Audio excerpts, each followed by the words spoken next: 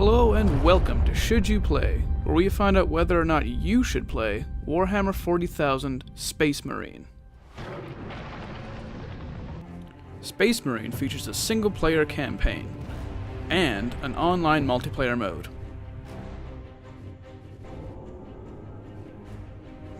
In the campaign, you play as Captain Titus of the Ultramarines with his bros Sidonus and Leandros, where you face off against the warbands of Warboss Grimskull Ship, Space Marine! And the chaotic forces of Lord Nemiroth. The game plays like your typical third-person shooter, most notably Gears of War, but also manages to capture the grim-dark feeling of the 40k universe. The most notable among these are the weapons. To be more specific, the classic and iconic weapons of the Space Marines, the bolter and chainsword. The bolter feels meaty, you feel the power of the exploding shells, and the chainsword has no equal in terms of sheer violence and awesomeness.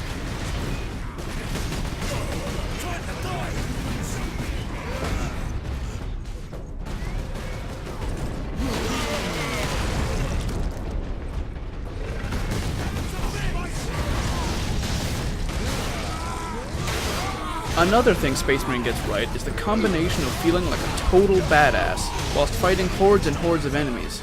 There's no silly Power Ranger putty action here.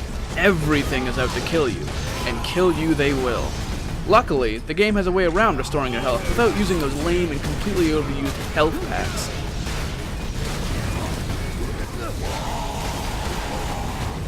And that would be the execution mechanic.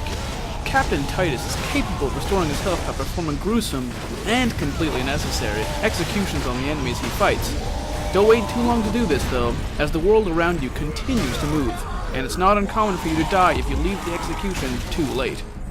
Not to mention you get that immensely satisfying feeling of totally conquering a tough opponent.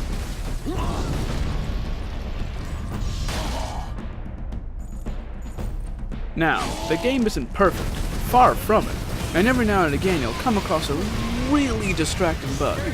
Nothing game-breaking, but definitely distracting. And with any hack-and-slashy third-person shooter, the combat can get incredibly repetitive and samey, really fast. And spoiler warning, the last boss fight is a quick-time event. You know, those molest the indicated button or key to achieve victory. While this is incredibly lame, the rest of the game more than makes up for it, and the conclusion is still satisfying.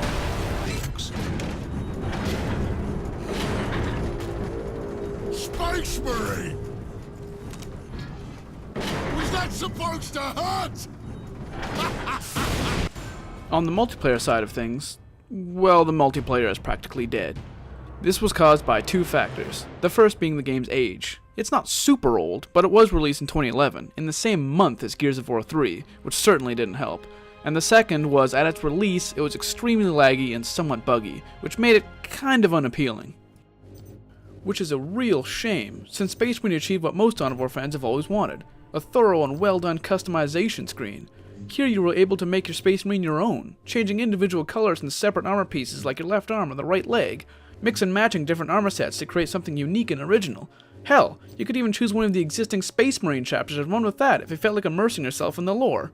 This created a unique playing environment, and it was never hard to find your friends amongst your battle brothers, and it also made it easy to identify that one guy who was always killing you, allowing you and your friends to target him out of the crowd.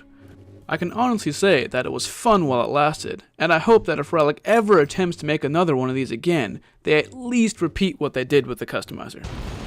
Now remember, while this can be fun, this, actually being a soldier on the field doing your own thing, is arguably more fun. Hopefully, you've learned enough to decide for yourself whether or not you should play Warhammer 40,000 Space Marine.